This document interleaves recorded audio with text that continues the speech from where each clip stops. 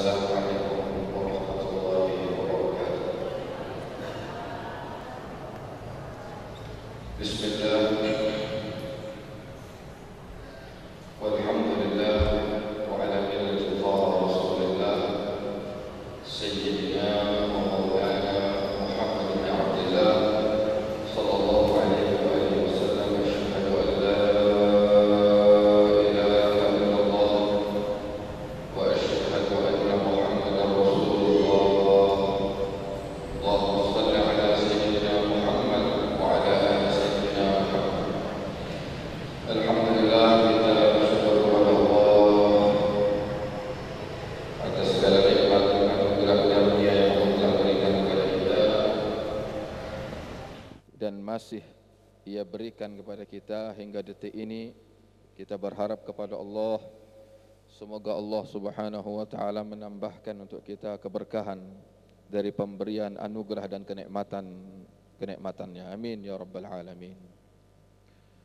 Kita menyisihkan waktu untuk belajar setelah berzikir. Itu akan membawa keberkatan dan kemanfaatan yang luar biasa dalam kehidupan kita, karena menuntut ilmu ini tujuannya adalah untuk membaguskan amaliyah kita, baik amalan yang terhubung dengan Allah Subhanahu wa taala, ibadah, ataupun yang terhubung dengan sesama di antara kita, muamalah sesama manusia. Para jamaah yang dimuliakan oleh Allah, dalam kesempatan kali ini saya akan menyampaikan tentang tanda-tanda akhlak yang bagus, akhlak yang baik. Kitab yang saya baca, kitab yang disusun oleh seorang alim, Allamah Al-Habib Muhammad bin Abdullah Al-Haddar. Kitab ini sangat bagus sekali menjelaskan tentang akhlak-akhlak yang mulia yang telah diajarkan oleh Allah dan Rasulnya sallallahu alaihi wasallam. Mudah-mudahan kita diberikan kemampuan oleh Allah Subhanahu wa taala untuk bisa melaksanakan ataupun mengamalkan akhlak-akhlak yang mulia ini. Sebab hidup tanpa akhlak adalah keburukan dan kejelekan.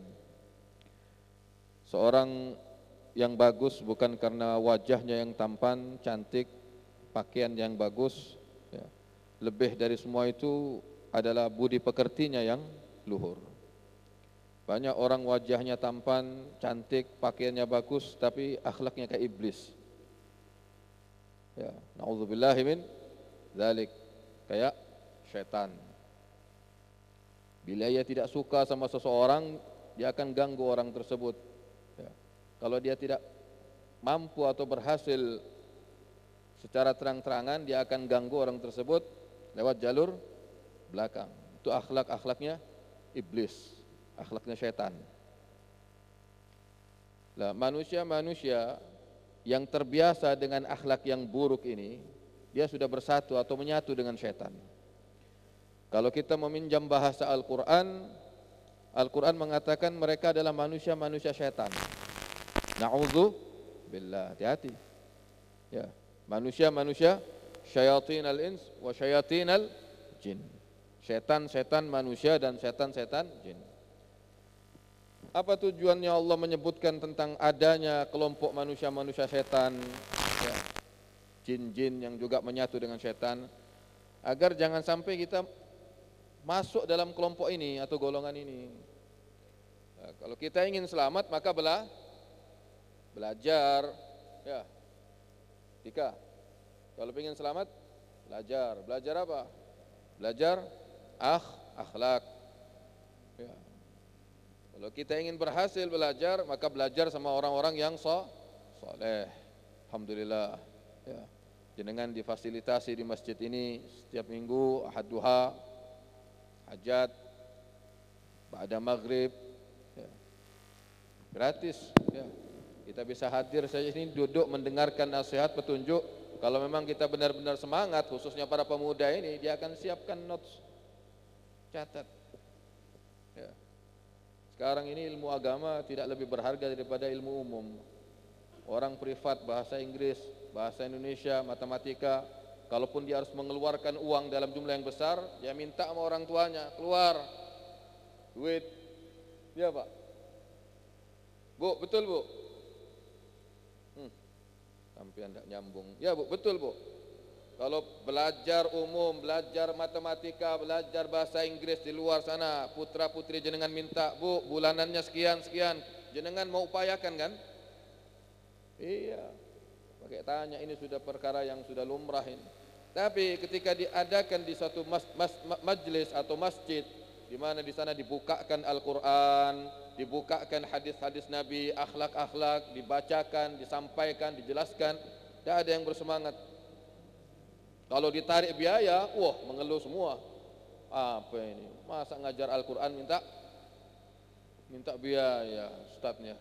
Loh, masa belajar ngajar akhlak ini? Ya apa? Ini akalnya manusia sudah terbalik. Dia tidak lebih mementingkan urusan yang nanti dia berdiri di hadapan Allah. Ya. Bagaimana keadaannya? Melebihi ya, kepentingannya di hadapan manusia. Ya. Saya belajar bahasa Inggris nih Beb, saya keluar biaya setiap bulan sekian. Tujuannya saya mau kerja di luar negeri, tujuannya saya ingin bisa diterima di kantor-kantor swasta dan lain sebagainya. Pentingannya itu untuk urusan dunia, tapi untuk urusan nanti dia berdiri di hadapan Allah ya apa? Ya, wa kulluhum atihi yaumal qiyamati farda. Kita semua, saya, jenengan, suami istri, anak-anak semua nanti akan menghadap kepada Allah sendiri-sendiri, Pak. Tidak ada teman yang mau barengi, dampingi, tidak ada. Ketika itu yang akan ditegakkan oleh Allah adalah hisab atau keadilannya. Ya. Celakalah orang-orang yang na'udzubillah tidak mempunyai bekal di dunia ini dari bekal akhlak. Ya, mudah-mudahan selamat semuanya. Ya. Imam Al-Ghazali rahimahullah berkata, inna husnal khuluq huwal iman wa su'ul khuluq huwan nifaq. Kasih tahu, sampaikan sama putra putri jenengan di rumah ya. Tapi sebelum disampaikan pesan ini, sampaikan dulu kepada diri kita sendiri, kepada hati kita ya. Bahwasanya apa? Akhlak yang bagus itu adalah indikasi daripada keimanan. Iman itu adalah akhlak yang bagus. Itu kata Imam Al-Ghazali. Sebaliknya, akhlak yang jelek, buruk itu indikasi daripada na'udzubillah, kemunafikan. Tahu Pak? Sebelum jenengan kasih tahu putra putri jenengan hunjamkan pesan ini biar berkesan dalam hati. Pesan ini biar berkesan dalam hati. Akhlak yang bagus yaitu iman. Akhlak yang jelek yaitu kemunafikan. Dalam sabda-sabda Nabi SAW yang cukup banyak, itu menyebutkan tentang keterkaitan antara iman dan akhlak yang bagus, Pak.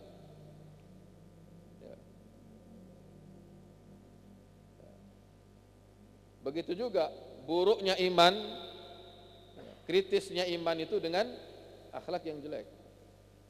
Anak kalau bicara di hadapan orang tuanya dengan suara tinggi, kasar, itu tandanya anak tidak beres, dia punya keimanan kepada Allah. Ya, anak yang sudah baligh, berakal, ya, yang sudah mampu menerima nasihat. Kalau masih kecil ya belum balik ya wajar itu.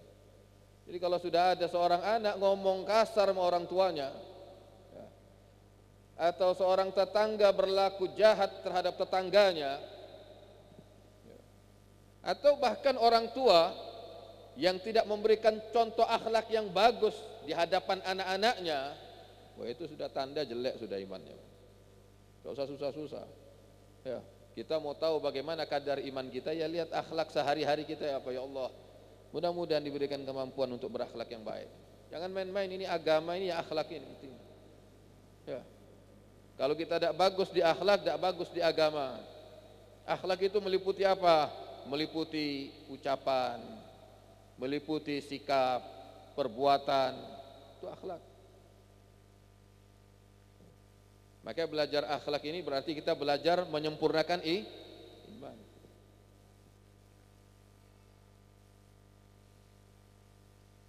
Di dalam Al-Quran Allah Subhanahu wa ta'ala berfirman tentang sifat orang-orang yang beriman. Sifatnya di sini disebut semua akhlak-akhlak yang bagus. Ya, bukan hanya ibadah, sholat, ngaji, baca Al-Quran itu bukan hanya itu, ibadah yang disebut secara lengkap di dalam satu surat yang akan saya baca ini semuanya terkait dengan akhlak yang bagus. A'udzubillahi minasyaitonirrajim. Wa ibadur rahmanil ladzina yamshuna 'alal ardi haunan wa idza khatabahumul jahiluna qalu salama. Ini hamba-hamba Allah yang Maha Pengasih, ya. Itu adalah orang-orang yang Anda kalau ngelihat dia jalan di atas permukaan bumi, jalan di kampungnya, jalan di gang-gang itu tadi, kelihatan dia jalan seperti apa jalannya? Haunan, dengan rendah hati. Itu yang pertama, rendah hati, tidak sombong. Seperti apa sombong? Tampak dalam gerak tubuhnya, ya. Orang yang sombong itu tadi tampak pada gerak matanya dan terdengar dari cara dia berbicara. Maka orang-orang yang soleh dari kalangan hamba-hamba Allah yang Maha Pengasih itu kalau jalan rendah hati, bukan bungkuk-bungkuk kalau jalan. Dia jalannya tegak, cuman nampak dari raut wajahnya itu cahaya yang menyenangkan bagi orang yang melihat. Senyumnya, pandangan matanya yang terarah, tidak liar. Ya. Jadi orang kalau jalan matanya liar melihat isi rumahnya orang, ya, atau melihat yang tidak perlu dilihat, ya, itu menunjukkan bahwa dia kurang memperhatikan tentang akhlak di dalam berjalan. Haunan, tenang, ya. Bawaannya orang lihat itu tenang, senang. Karena apa? Dari raut wajahnya, dari senyumnya. Wa idza khatabahumul jahiluna qalu salama. Kalau diajak bicara sama orang-orang yang mungkin memandang sinis terhadapnya atau mengejek, ya. Orang-orang yang tidak mau tahu urusannya tapi membodoh-bodohinya misalnya, orang-orang yang suka usil, dia hanya jawab dengan jawaban yang tidak menimbulkan permusuhan. Assalam. Ya. Justru yang keluar itu adalah jawaban yang membawa keselamatan, kesejahteraan. Ya. Assalamualaikum. Ya, misalnya mau kemana kau? Mau ke masjid. Wah, kok ke masjid? Hari Minggu ini, hari Ahad ini waktunya kita untuk main-main, jalan-jalan. Jangan kau mau jadi soalim misalnya. Masjid. Ya. Masjid itu ada waktunya, zuhur, asar. Ini waktunya kita mau tamasya, mau. Dia tenang, tidak dibantah kemudian dengan kata-kata yang tidak, ya. Hanya senyum. Senyum itu membawa keselamatan, tidak sampai membawa permusuhan, tidak ditanggapi gitu loh. Atau dia ucapkan salam ketika jalan di gangnya atau di kampungnya ada orang yang membodohi dirinya, tidak mau tahu urusannya, sok alim, sok pintar, ya. Dia hanya bilang assalamualaikum sambil lalu. Itu orang-orang yang berakhlak. Walladzina yabituna lirabbihim sujjadan wa qiyama. Ini terkait dengan Tuhannya, ibadah, Masya Allah. Panjang ayat ini. Intinya Orang-orang yang berakhlak itu tampak pada tanda-tandanya apa? Ucapan, raut wajah, ya, sikap. Kata sastrawan Arab, makarimul akhlak fi thalathatin munhasirah, layyinul kalami was-sakha'u wal-'afwu 'indal muqdirah. Anda simpulkan sudah. Anda simpulkan sendiri, akhlak yang mulia itu ya, harus tidak keluar dari 3 kategori. Yang pertama, ucapan yang lembut, layyinul kalam, was-sakha'u dermawan, wal-'afwu indal muqdirah, memaafkan ketika kita mampu untuk marah, memaafkan ketika kita mampu untuk membalas.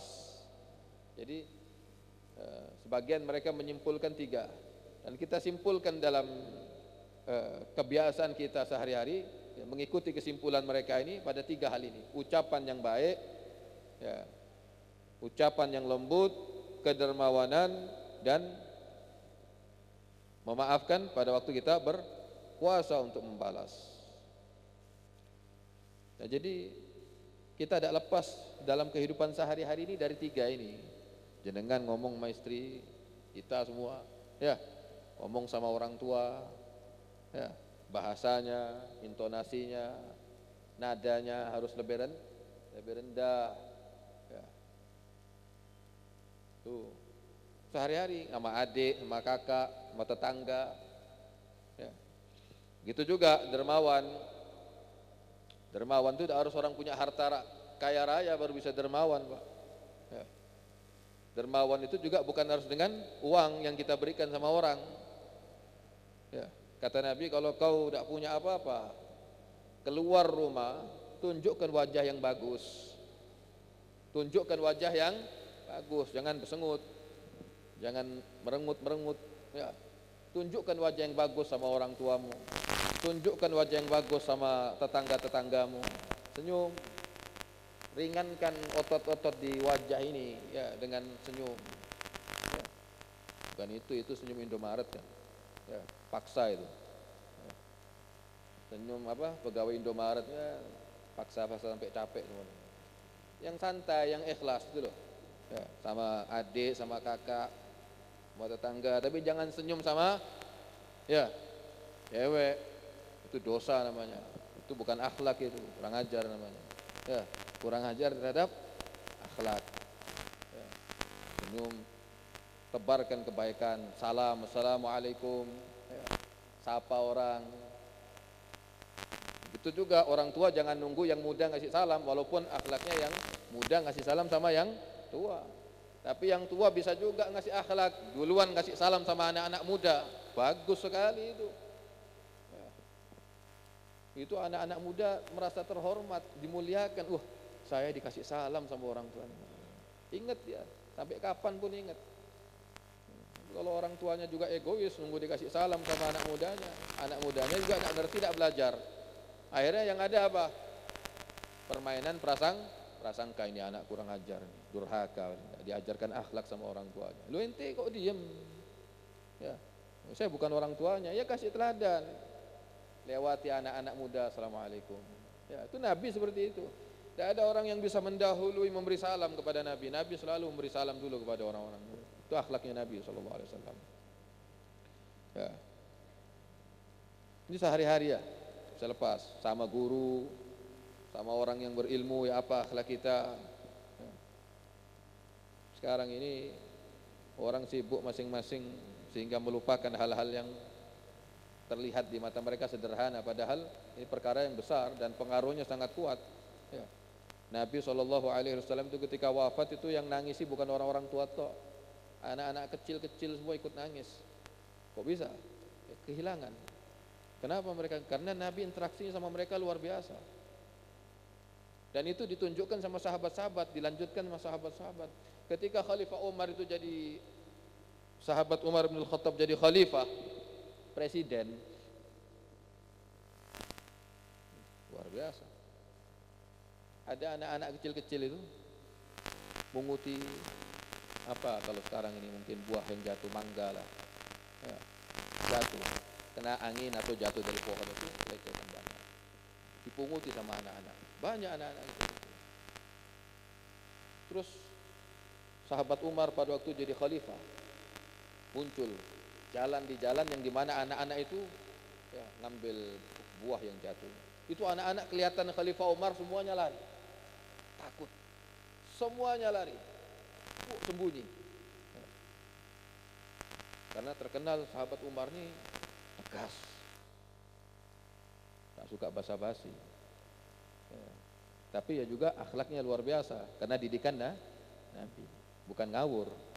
Tapi karena wibawanya Khalifah Umar ini sampai anak kecil itu ikut takut, langsung sembunyi, kecuali satu anak. Ya. Satu anak ini dia tetap di sana karena dia diajarkan oleh orang tuanya, tidak apa-apa ngambil buah yang sudah jatuh dari pohon. Yang tidak boleh itu buah masih di atas pohon dinaiki diambil, itu mencuri namanya. Tapi kalau buah yang jatuh di pohon itu kelecehan di mana-mana itu boleh diambil. Ini anak paham. Ya. Diambil. Terus anak ini ngomong sama Khalifah Umar, ya Amirul Mukminin, ini buah jatuh dari pohonnya. Saya bukan nyuri, ini buah yang saya pungut dari anu. Diambil sama Khalifah Umar buah ini. Diperhatikan, diteliti, dilihat apakah memang ini jatuh dari pohon, itu kan bisa terlihat. Ya, ya sudah. Berikan Khalifah Umar. Ditinggal. Ya. Anak ini langsung narik bajunya Khalifah Umar. Ya Amirul Mukminin, tolong tunggui saya. Saya mau ngumpulkan ini, saya mau pulang ke rumah. Kalau jenengan tinggalkan saya, nanti teman-teman saya yang sembunyi-sembunyi itu nanti semua akan merampas ini nanti, ya. Sehingga saya tidak kebagian nanti. Ya. Kalau ada jenengan mereka tidak kira berani keluar itu. Ya. Dipenuhi sama Khalifah. Ya sudah, senyum. Diantarkan sampai ke rumahnya anak ini. Itu akhlak. Sampai sedemikian rupa perhatiannya terhadap anak, bukan anaknya, bukan keponakannya. Ketika ada anak kecil minta keamanan, minta pengamanan, minta perlindungan, diberikan sama Khalifah Umar. Jadi perhatian sama anak kecil, ya. Walaupun bukan anak-anaknya, mendidik, mengajar, ya, menunjukkan simpati. Ini indah kalau tidak dikasih salam sama anak muda, tidak kasih salam orang tuanya. Ya. Tapi yang benar memang anak-anak muda-muda ini kalau ketemu orang tua kasih salam, ya, sama orang tua. Jadi seperti itu. Itu akhlak-akhlak yang mulia. Memang nampak sederhana, tapi kesan dan pengaruhnya di hati itu luar biasa. Ya, pendidikannya itu tetap terbawa oleh anak ini hingga dewasa. Dan seperti itu rata-rata memang sahabat-sahabat Nabi. Itu Sayyidina Ali bin Abi Thalib. Ini santri-santrinya Nabi, jadi teladan kita. Pernah memanggil budaknya, dia punya budak. Ya, di zaman itu masih ada budak. Memang Nabi mengikis perbudakan, tapi tidak secara langsung, tidak mungkin secara langsung, bertahap. Ya. Ya, di antara tuntunan-tuntunan Nabi itu banyak yang menjadikan hukuman bagi pelanggar-pelanggar syariat itu membebaskan budak. Jadi bertahap. Itu suatu saat Sayyidina Ali manggil budaknya, dipanggil budaknya, tidak muncul-muncul, tidak muncul-muncul.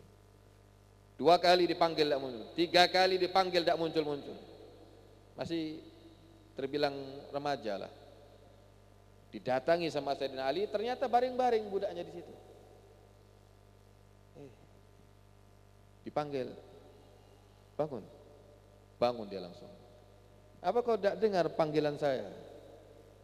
Kata budaknya ini, saya dengar. Anda manggil yang pertama saya dengar, yang kedua saya dengar, yang ketiga saya dengar. Nah terus kenapa kau tidak sambut seruan saya, panggilan saya? Kata budak ini, ya karena saya merasa aman dari amarah jenengan. Karena saya merasa aman dari amarah jenengan. Saya tahu jenengan bukan seorang yang pemarah. Saya tahu jenengan bukan orang yang ngawur. Saya tahu jenengan banyak memaafkan. Saya tahu jenengan istilahnya orang yang santun dan sebagainya. Sehingga saya santai-santai dulu dah, tidak apa-apa. Itu perasaannya, merasa aman, luar biasa. Terus kata Sayyidina Ali, pergi dah, aku merdekakan kau. Dimerdekakan Sayyidina Ali budak. Nah ini tentu memang tidak mudah ya, melatih diri sedemikian rupa dengan akhlak yang luhur ini tidak mudah. Tapi kalau kita tidak memulai membiasakan diri sejak dini menghadapi anak-anak kita, ya, menghadapi orang-orang yang mungkin tidak mau tahu tentang kita, ya, atau istri atau tetangga, tidak mau melatih, tidak mau sabar membangun akhlak yang mulia ini, ya rusak, Pak. Yang rusak bukan cuma tatanan kehidupan bermasyarakat kita, agama kita bisa rusak. Agama bisa rusak, ibadah bisa tidak ada nilainya gara-gara akhlak yang jelek, gara-gara tidak mampu sabar melatih membangun akhlak yang bagus. Allahumma ya Rabb ya Muyassir yassir, mudahkan untuk kami semua ya Allah untuk membangun akhlak yang baik, mudahkan untuk kami, mudahkan untuk kami. Jadi satu orang sahabat datang mengadu kepada Nabi, inna fulanah tasuman nahar bataqumal lail, ini perempuan ini puasa siang hari sunnah, kami tahu sholat malam bagus ya, rutin, hanya saja dia punya kebiasaan buruk wahai Rasulullah, tu'zi jiranaha bilisaniha, dia selalu mengganggu tetangganya dengan lisannya. Maka Nabi langsung menyimpulkan, la khaira fiha, tidak ada kebagusan bagi dia, tidak ada baiknya orang gitu, tidak ada baiknya, wahia finnar, dia bisa masuk neraka gara-gara itu. Jadi puasa sunnahnya tidak berfungsi, ibadah malamnya juga tidak berguna menyelamatkan dia, gara-gara apa? Menyakiti orang dengan lisannya, akhlaknya jelek. Jadi jangan sampai seperti itu. Maka kita ngaji, kita belajar, kita sholat, kita ibadah ini semuanya tujuannya satu, untuk membaguskan kepribadian kita, karakter kita, akhlak kita. Kalau kita aktif ibadah, sholat, tidak segala macam, tapi akhlak kita jelek, wah sian, rugi. Kita pasti kena seret nanti. Ya, berapa banyak orang tersandung masalah nanti di hadapan Allah gara-gara kejelekannya, keburukannya sama orang. Nanti di sana orang saling tuntut menuntut, tidak bisa. Saya tidak punya bekal yang cukup mau masuk surga, tapi saya ingat saya pernah diperlakukan buruk sama seseorang di dunia. Saya minta sama Allah, ya Allah, saya mau tuntut seseorang. Dipanggil nanti, tidak main-main, tidak ada yang lupa nanti di sana. Ingat semua, mulai dari balik sampai sebelum meninggal bakal ingat. Saya punya kekurangan misalnya, saya tidak bisa masuk surga ini, harus masuk neraka misalnya, artinya harus nginep dulu di neraka. Tapi saya ingat orang ada beberapa orang yang berbuat buruk sama saya dulu. Saya mau nuntut dia karena dia tahu dari hasil tuntutan ini dia bisa saja selamat. Kalau seandainya yang dituntut ini kurang kebaikannya di hadapan Allah juga. Tuntut, akhirnya apa? Kebaikannya orang yang dituntut ini kemudian diberikan kepada orang yang menuntut. Masih kurang, keburukannya yang menuntut ditimpakan kepada orang yang dituntut. Enteng masuk surga, yang itu bisa masuk neraka, bisa saja. Jadi kalau Allah tegakkan keadilan, tidak ada yang selamat, Pak. Ini bukan keadilan hakim di dunia, ya, bukan keadilan hakim di dunia, keadilan hakim seluruh alam ini Allah. Tidak ada yang selamat. Seahli-ahli ibadahnya kalau seandainya Allah tegakkan benar-benar keadilan, tidak ada yang selamat. Ya. Karena setiap manusia pasti punya salah, kekurangan. Oleh sebab itu kita dianjurkan oleh Nabi SAW memperbanyak memohon kepada Allah kelembutannya, Al-Latif, ya, Latif, supaya kita mendapatkan perlakuan istimewa. Karena sebab Allah memiliki sifat yang sangat istimewa, itu Al-Latif, yang maha berlemah lembut. Nah, nanti kata Nabi di sana banyak orang yang ditutup juga kekurangannya oleh Allah. Ada juga orang yang didamaikan oleh Allah. Ya, ada orang yang dimaafkan oleh Allah. Itu kemurahan-kemurahan. Kita mudah-mudahan termasuk dalam golongan orang-orang yang didamaikan oleh Allah, dimaafkan, ya, diampuni, sehingga tidak sampai saling ya, nuntut hingga jatuh pada kerugian. Ya, mudah-mudahan selamat semua. Ini akhlak. Akhlak ini membawa keselamatan. Akhlak sama orang-orang yang kita lihat mereka rendah status sosial sampai jatuh kepada menjadi orang yang susah hingga meminta-minta, itu ada akhlaknya juga. Jangan pernah menolak orang yang meminta-minta. Nabi mengajarkan jangan. Walaupun yang minta-minta ini dia turun dari Mercy misalnya, atau turun dari mobil Alphard, datang pada jenengan minta misalnya sesuatu. Kalau jenengan punya, mampu ngasih, ngasih. Kalau tidak mampu, tolaklah dengan cara yang terbaik. Ya, jangan dicela tuh, wah sampean ini baru turun dari Alphard kok minta-minta sama orang. Ya, jangan. Kalau dia minta, jenengan punya yang dia minta itu nih, kasih. Kalau tidak mampu memberi, tolak baik-baik. Itu ajaran Nabi. Ada ahli ibadah di zaman Bani Israel itu 60 tahun ibadah. 60 tahun ibadah. 60 tahun ibadah gosong. Habis gara-gara satu maksiat yang ia lakukan, na'udzubillahi min dzalik, zina. Tapi sebelum dia meninggal, setelah berbuat zina itu, dia memberikan bekalnya itu separuh sejak roti lah katakan. Itu kepada pengemis yang meminta-minta. Dia tahu akhlak menghadapi orang-orang yang susah seperti ini. Meminta-minta karena lapar. Ya. Dia berikan dengan penuh kerendahan hatinya. Dia bagi itu roti. Ini Nabi SAW yang menceritakan di hadapan para sahabat. Akhir meninggal orang ini, ya sudah ditimbang amalnya 60 tahun tidak ada nilainya, habis semua. Gara-gara dosa zina. Jangan ngentengkan perbuatan dosa. Tidak ada gunanya ibadah 60 tahun, tidak keluar-keluar dari biara, kosong. Ya. Main-main sama perbuatan maksiat. Tapi sebelum meninggal dia ngasih separuh rotinya sama orang pengemis, yaitu akhlak berwujud sedekah, tidak meremehkan orang yang meminta-minta kepadanya dengan mengabaikan. Jadi kalau ada orang minta-minta terus kita abaikan, itu akhlak jelek, sama masuk akhlak jelek. Kalau ada orang minta-minta di hadapan kita tidak mampu memberi karena kita juga pas-pasan misalnya, tolak bangga, minta maaf, disenyum, minta maaf ya, sudah cukup ya. Itu akhlaknya seperti itu. Kalau mampu memberi ya, itu hebat. Jadi pelajaran-pelajaran seperti ini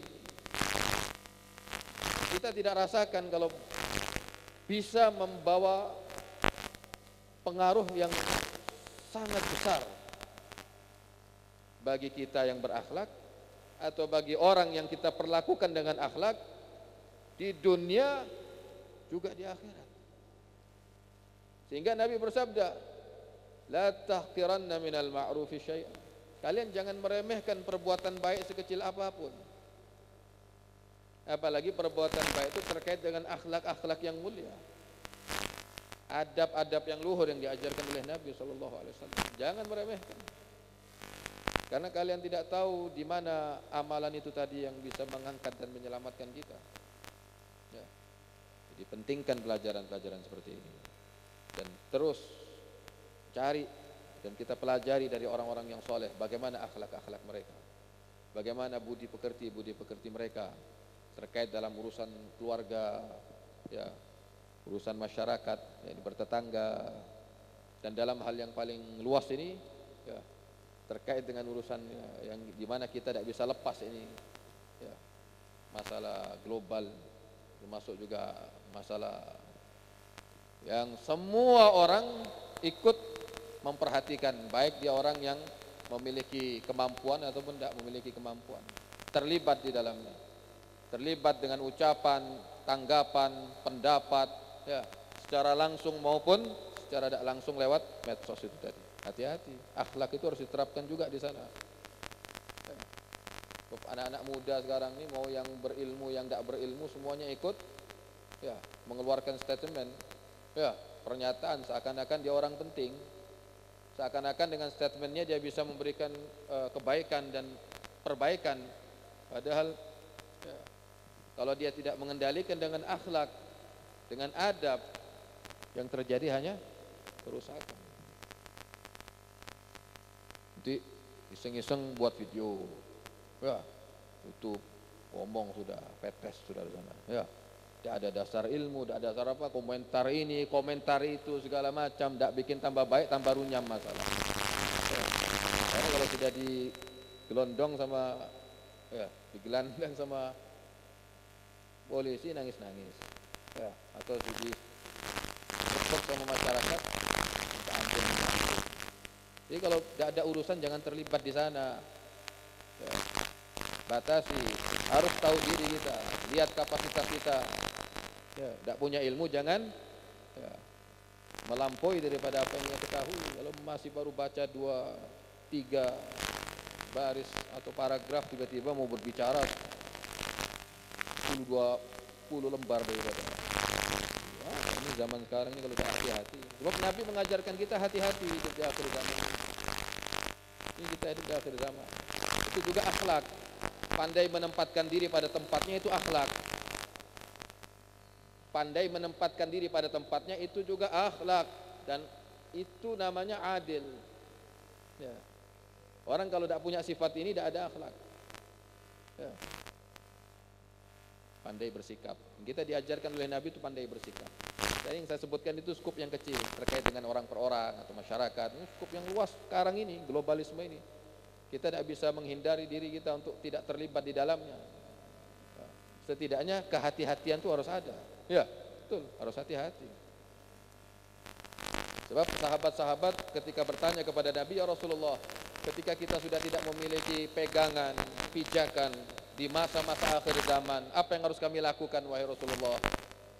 Ketika sedemikian deras arus fitnah nih yang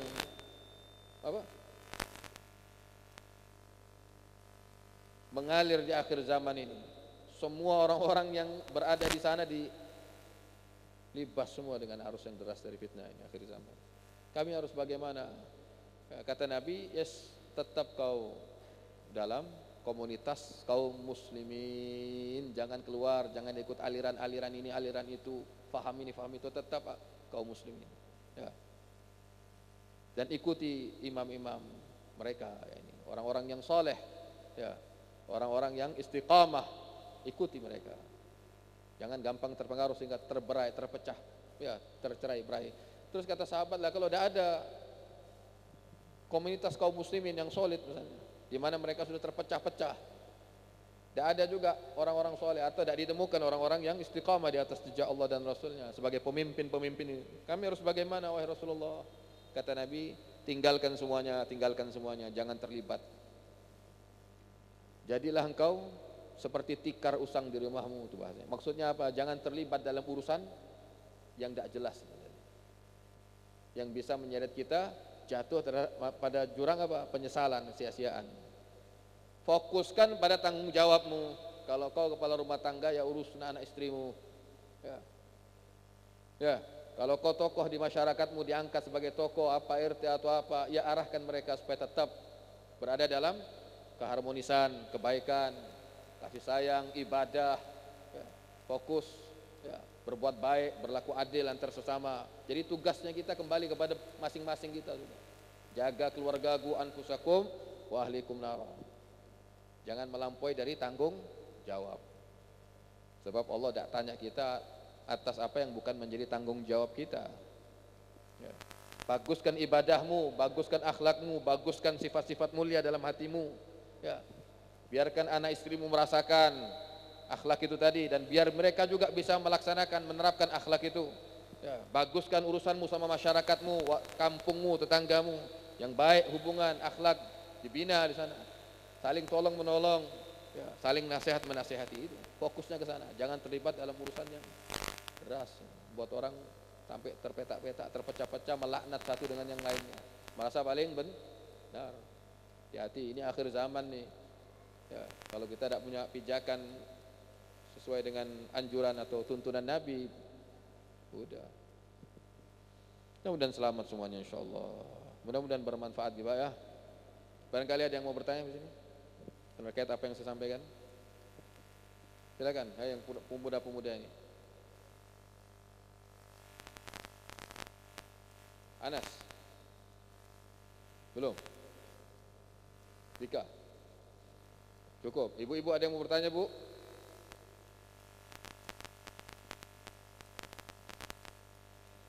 Ya. Kesimpulan yang saya sampaikan, jangan pernah meremehkan akhlak. Jangan pernah meremehkan akhlak yang mulia. Sebab agama ini seluruhnya adalah akhlak. seluruh aspeknya adalah akhlak. Jangan pernah meremehkan akhlak, yang kecil apalagi yang besar. Dan akhlak itu meliputi ucapan kita, ya, meliputi sikap, ya, amaliyah, bahkan mimik wajah itu juga termasuk. Basyasyatul wajh, wajah yang sumringah, senang bertemu dengan orang. Bahkan Nabi mengajarkan wajah yang senang ini ditunjukkan kepada orang, baik yang ia kenal ataupun yang tidak ia kenal. Itu ajaran Nabi SAW.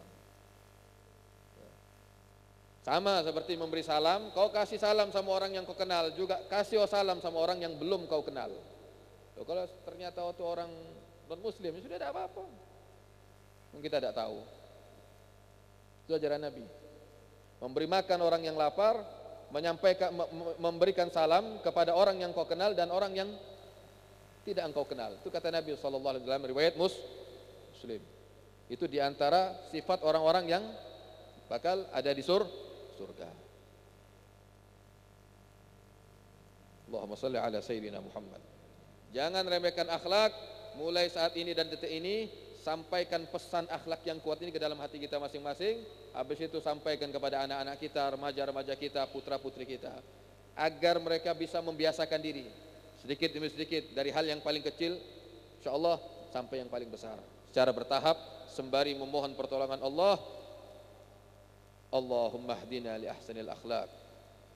Ya Allah, berikan kami petunjuk untuk membangun akhlak yang baik, karena tidak ada yang bisa memberikan kami petunjuk dan kemudahan untuk berakhlak kecuali Engkau. Anugerahi kami akhlak yang baik lahir dan batin, mengikuti Nabi sallallahu alaihi wasallam. Ya, kita minta kepada Allah. Rabbana taqabbal minna innaka antas samiul alim wa tub alaina innaka antat tawwabur rahim. Wa atina fid dunya hasanah wa fil akhirati hasanah wa qina adzaban nar. Wa sallallahu ala sayyidina Muhammad wa ala alihi wa sahbihi wa sallam. Walhamdulillahi rabbil alamin. Al-Fatihah.